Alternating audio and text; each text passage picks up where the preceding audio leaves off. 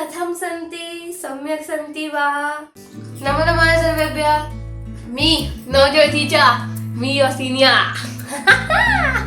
तो शुरू करते गाइस। तो आज हम लोग करने वाले हैं अभ्यास 7 और हमारे अभ्यास 7 में जो मुख्य चीज है वो है लंग लकार हम करेंगे, ठीक है। और इसमें कोई ऐसा खास रूल वगैरह है नहीं, जैसे मैंने लास्ट वाले में आपको बताया था कि कर्म में द्वितीया लगती है और उभयतः, अभितः, परेतः, सर्वतः इन वर्ड्स के साथ द्वितीया ही लगेगी। इसमें ऐसा कुछ कॉन्सेप्ट नहीं है, लेकिन सबसे पहले तो आप ये देख लो कि ये धातु रूप है पठ का, लंग लकार का। लंग लकार प्रयोग किया जाता है भूतकाल में, पास्ट में, ठीक है। तो ये चलता किस तरीके से है मैं ये बता देती हूँ। अपठत, अपठताम, अपठन, अपठः, अपठतम, अपठत, अपठम, अपठाव, अपठाम। ऑलमोस्ट सिमिलर है। आगे अ लग गया है, यहाँ पे थोड़ा सा चेंज हो गया है, इधर भी मतलब चेंज हुआ है ऑब्वियसली, बट काफी हद तक सिमिलर है।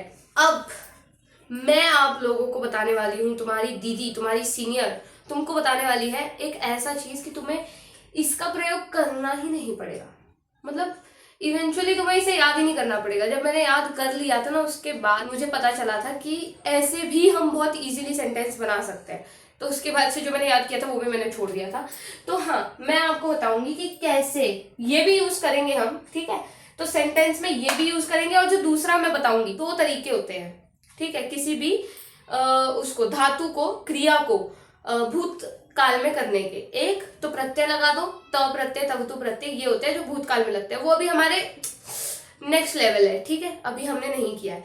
तो मैं आपको एक ऐसा शब्द बताऊंगी जो आप किसी भी क्रिया के पीछे लगाओगे, मतलब वो सेंटेंस ठीक होना चाहिए, उस क्रिया के पीछे लगाओ वर्तमान काल की, और वो 2 सेकंड में, वो वर्ड लगाते ही वो आपका बदल जाएगा भूतकाल में। अच्छा है ना। मैं अब बताती हूँ, अब हम शुरू करते हैं। फटाफट से मैं लिख लेती हूँ सेंटेंसेस, और मैं आपको दोनों तरीके से करके दिखाऊंगी ताकि आपको दोनों तरीके आते हो।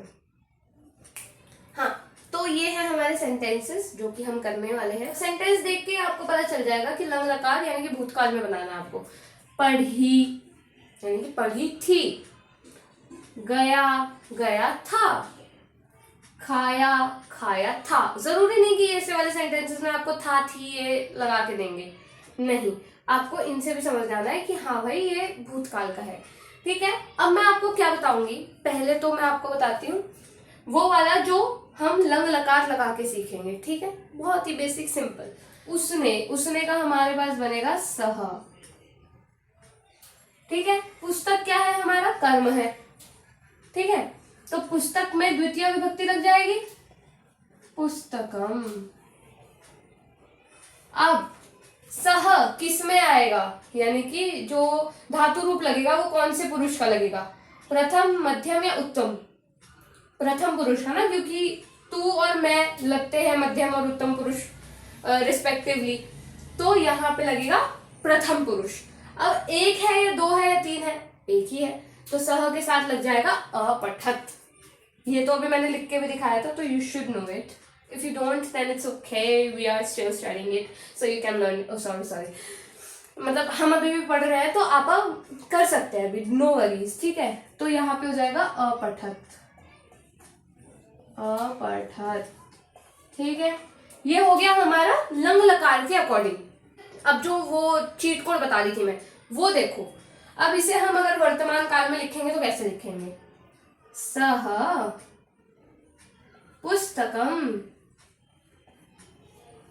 ठीक है। पढ़ रहा है का पठती हो जाता है, ठीक है। अब यहाँ पे हम एक ऐसा वर्ड लगाएंगे जिससे ये भूतकाल का हो जाएगा, ठीक है। और वो वर्ड क्या है, वो वर्ड है स्म, आधा स और पूरा म, स्म। स्म लगाते ही अब ये हो जाएगा हमारा भूतकाल में, और कोई इसे मना नहीं कर सकता, क्योंकि आगे की एक्सरसाइज में ये लिखा हुआ है कि भूतकाल में बनाने के लिए आप इसमें स्म लगा सकते हो वर्तमान काल के साथ, तो ये भूतकाल में हो जाता है। मतलब मेरा बनाया हुआ रूल नहीं है ये सीधा ग्रामर में जो रूल दिया गया है उसके अकॉर्डिंग कर रहे हैं, ठीक है। सेम आगे बढ़ते हैं। तू का हो गया त्वम, गांव को क्या कहते हैं, ग्राम, ग्रामम, द्वितीय विभक्ति लगेगी, क्यों, क्योंकि ये कर्म है, ठीक है। गया, गच्छति गच्छता वाला लगेगा, लेकिन यहाँ पे मध्यम पुरुष लगेगा, तो आ जाएगा अगच्छः, अगच्छः, ये हो गया। ठीक है, अब यहाँ पे आते हैं, पहले वर्तमान काल का लिखते हैं, फिर उसके बाद उसके पीछे स्म लगा देंगे। त्वम ग्रामम, यहाँ पे कौन सा पुरुष लगेगा? मध्यम पुरुष, तो यहाँ आ जाएगा गच्छसि, क्योंकि त्वम तो एक ही है, गच्छसि स्म। समझे? मैं बार बार इन चीजों पे एम्फेसिस इसलिए दे रही हूँ ताकि आपको याद रहे, समझे? क्योंकि आपको लगेगा कि आप तो सही सेंटेंस बना रहे हो, कि लेकिन आपको ये सारी चीजों को ध्यान रखना पड़ेगा जो कि मैं बार बार रिपीट कर रही हूँ। मैंने, अहम, खाना, भोजन, भोजन का भोजन ही रहता है, द्वितीय विभक्ति लग जाएगी, बन जाएगा भोजनम, भोजनम। खाया, अभी यहाँ पे लगा हुआ था ना अपठम, यहाँ पे आ जाएगा अखादम, खादामी वाला चलता है ना, तो अखादम। अब यहाँ पे आ जाते हैं, अहम भोजनम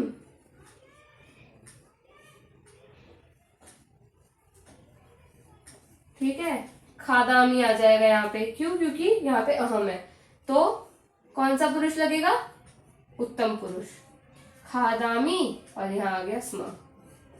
ये हो गया। ठीक है, अब आपको कौन कौन से सेंटेंसेस बनाने हैं मैं बोल रही हूँ, आप चाहो तो लिख सकते हो। उन दोनों ने पुस्तक पढ़ी, उन सब ने पुस्तक पढ़ी, ये दो सेंटेंसेस इसके हो गए। इसके दो सेंटेंसेस लिखो, तुम दोनों गांव गए, तुम सब गांव गए। इसका लिखो, मैंने भोजन खाया, हम दोनों ने भोजन खाया, हम सब ने भोजन खाया। दोनों ही सेंटेंसेस बना के या तो कमेंट कीजिए, बना के रखिए। कमेंट कर दोगे तो आपको पता भी चल जाएगा कि ठीक बनाया है कि नहीं बनाया है आपने, मतलब उसमें मैं करेक्ट कर सकती हूँ अगर आपका गलत होता है, और अप्रिशिएट भी कर सकती हूँ अगर आपका सही है तो। सो यस, दोनों तरफ से चिट भी अपनी पट भी अपनी। ओके, तो ये हो गया है। अब हम बढ़ते हैं आगे। तो ये तो मैंने लिखा है कुछ बहुत इंपॉर्टेंट चीज जो कि इस अभ्यास में बताई गई है। बाकी आप एक बार इस अभ्यास का वो देख लो, शब्दकोश। ऐसा कुछ न्यू नहीं है, जो है वो मैं आपको बता रही हूँ, लेकिन स्टिल आप एक बार देख लो।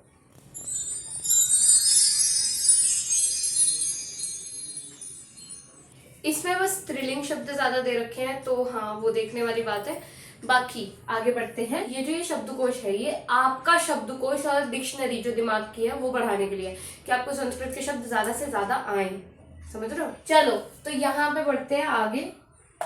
ये जो कुछ धातु रूप है, ये कुछ नए और अलग दे रखे हैं जो कि हमारे बेसिक से हटकर है। तो ये मैं आपको बता रही हूँ कि आप मिस ना कर दो इन्हें, समझे? तो पहला धातु रूप है चुर धातु, चुर यानी कि चुराना। ठीक है, चलता किस तरीके से? चोरयति, चोरयतः, चोरयन्ति।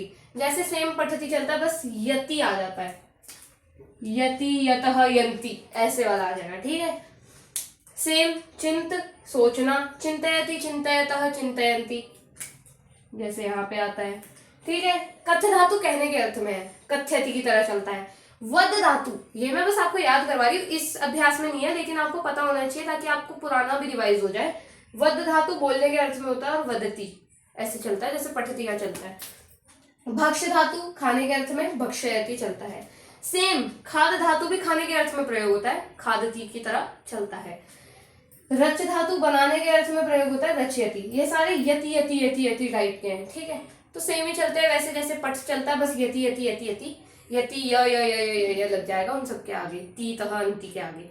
ठीक है, तो आज के लिए केवल इतना ही। कोई डाउट हो तो डू कमेंट। और हाँ, नमो नमः, पुनः मिलामः।